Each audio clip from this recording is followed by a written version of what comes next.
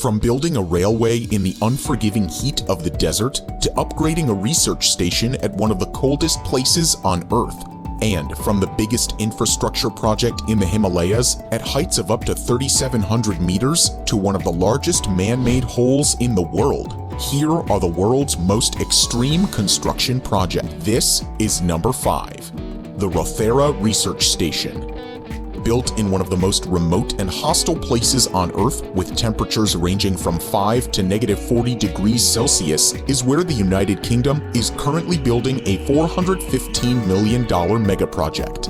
Everything you see here, the workers, equipment, and construction materials, had to be shipped from the United Kingdom to Antarctica, a journey of roughly 11,000 kilometers.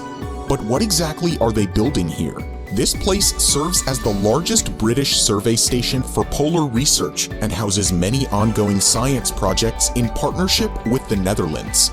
One of these science projects is the real-time research on climate change. For this purpose, the Antarctic weather and fauna are constantly being monitored in order to create precise climate change models that can predict the rise in sea level. Over the years, more and more buildings were added to facilitate efficient research work despite the extreme weather conditions. What was once a small base for only 4 people is now a complex for up to 130 staff, operating full swing during the summer months. For about 4 years, the British government has been working on the most expensive state-funded project in Antarctica since the 1980s, the so-called Antarctic Infrastructure Modernization Program. And part of this $415 million project is upgrading the Rothera Research Station. Most of the buildings on this station were no longer in the best condition and needed to be renewed. Besides that, a new $55 million wharf was completed in 2020 to accommodate the new polar research ship. Also, construction on the so-called Discovery Building started and is expected to be finished in 2024. The Discovery Building is a new science and operations facility that features more energy-efficient systems to minimize the environmental impact of the station. The 2-story building will combine field expeditions, medical facilities, and office spaces, and replace a number of older buildings.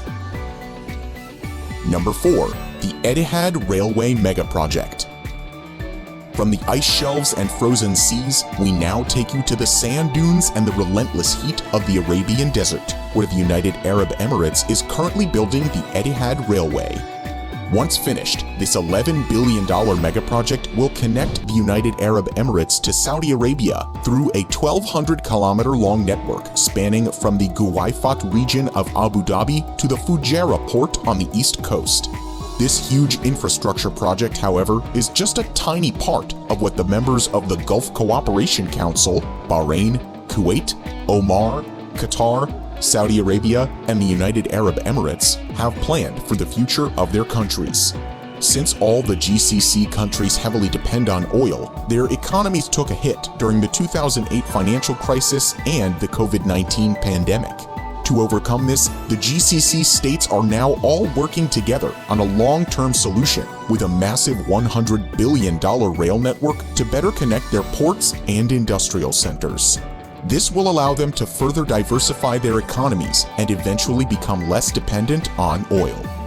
But let's take a closer look at the UAE's Etihad Railway Mega Project, which poses special and extreme challenges as it runs through one of the hottest and most ruthless regions in the world. During the day, the heat can reach up to 50 degrees Celsius, so construction workers are forced to work at night at a relatively low 30 degrees Celsius. The extreme heat, however, isn't their only problem. Since the construction site is located in the middle of the desert, you naturally have to deal with a lot of sand. During strong winds, huge amounts of sand can settle on the construction site and make work impossible or even damage the railway. Therefore, the nearby sand dunes are slowly transformed into clay. This process, however, takes years to complete. Another quicker solution to fight the sheer amount of sand is to plant lots of trees near the railway. The trees can then act as natural walls and prevent the railway from being covered in sand. The Etihad Mega Project will be built in 2 stages and should be fully operational by 2024. construction of the first stage began in 2009 and consists of 2 tracks with a length of 264 kilometers from the Shah and Habshan gas fields and the port of Ruwais in the west of the United Arab Emirates. The railway should also help the country to reduce its carbon footprint, which is among one of the worst in the world. A single train journey is equivalent to removing approximately 300 trucks from the road, which reduces the carbon dioxide emissions by 70 to 80% compared to using the trucks. Phase 2 of this project will add another 600 kilometers to the rail network to connect the East Coast and other key industrial regions. Number 3. Norway's new coastal highway. Let's move on to somewhere where the climate is more pleasant. Norway is famous for its beautiful landscape and its vibrant coastal towns, towering mountains, and steep cliffs. But such a stunning landscape comes with immense difficulties when it comes to traveling through the country. Currently, a trip from Trondheim in the north to Bergen in the south will take you about 21 hours and requires no less than 7 ferry rides. To improve this slow connection to the cities in the west and north, and thereby also boost the economy, Norway now finally decided to solve this problem with a $47 billion highway upgrade. This highway will be the first of its kind once finished and will include floating bridges, floating tunnels, and the deepest road tunnel in the world, the Rogfast Tunnel. The Rogfast subsea tunnel is the first of the crossings, with construction starting in 2018 and initially scheduled for completion by 2026. However, cost overruns have now delayed the project to at least 2031. With a depth of almost 400 meters below sea level, the 30-kilometer-long tunnel will become the world's longest and deepest subsea tunnel.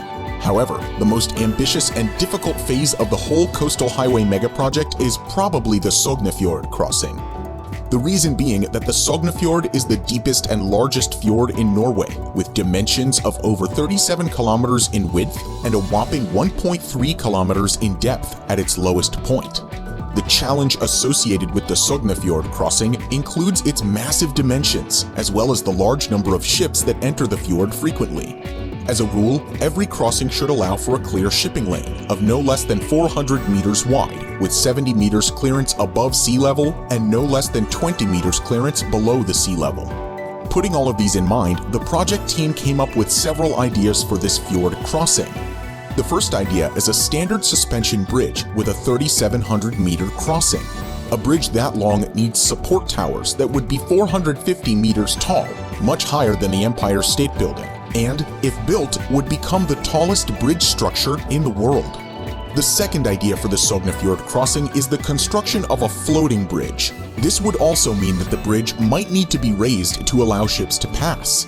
This would prove seriously difficult for the engineers, since the bridge would only be tethered to each shoreline. There is also a concept of a submerged floating tunnel. Due to the extreme depth of the Sognefjord, the tunnels would be suspended from floating pontoons, which would allow ships to easily pass above. Possibly, the solution to this problem is a hybrid concept, which would combine a floating pontoon bridge and a portion of the submerged floating tunnel to allow easy passage of ships. If this idea is implemented, it would be the first of its kind in the world. Number 2. Tibet's high-speed railway. In the middle of the incredible nature of the so-called roof of the world, China is building one of the most extreme railroads ever. The Tibetan Plateau has an average altitude of more than 4,500 meters and is surrounded by the world's tallest mountains, including Mount Everest on the border of Nepal. At the moment, they are working on an 1,800-kilometer-long electric high-speed train from Tibet's capital Lhasa to Chengdu. The project is divided into 3 sections, and 2 of them were already opened. For the railway from Lhasa to Ningxi alone, almost $6 billion were spent. And now, let's continue with number 1, Diamond Mir Mine. The last extreme construction project on our list is the Mir Diamond Mine in the Siberian region of eastern Russia.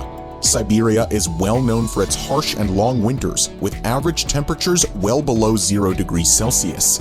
Not many people live in this ungrateful environment. Yet in the 1950s, Soviet geologist Yuri Kabardin went on an adventurous expedition into this remote region of Siberia. Many similar expeditions have failed before him, but Yuri managed to discover diamond-bearing deposits. Today, exactly where Yuri first found diamonds lays one of the deepest man-made holes, an open-pit mine more than 500 meters deep. To give you an idea, this mine is so deep it could fit the Eiffel Tower, the Empire State Building, or even the Lachta Center, the tallest building in Europe, inside of it, and there would still be some space left. Diamond mining began in the late 1950s, but the hostile weather conditions made it almost impossible. Winters can last up to 7 months, making the materials brittle, with temperatures reaching below -30 degrees Celsius and even freezing the oil of the machinery. As a result, the miners had to use explosives to melt the permafrost in an attempt to reach the diamond deposits. At night, the entire mine had to be covered to prevent the machines from getting damaged from the extreme cold. The summers weren't great either, as the ground turned to mud. All buildings had to be built on piles, otherwise their heat would melt the ground and worsen the mud problem. This soil was too unstable for the main processing plant, so it had to be built on safer ground more than 20 kilometers away from the mine. In August 2017, unfortunate hydroecological conditions led to a massive water inrush that completely flooded the mine. Of the 151 miners who had arrived on the midday shift, 143 were rescued. The search for the remaining 8 miners was unfortunately abandoned shortly afterwards. Mining is still carried out in the Mir mine today, but the whole operation has moved underground. What do you think about these extreme construction sites? Let us know in the comments below.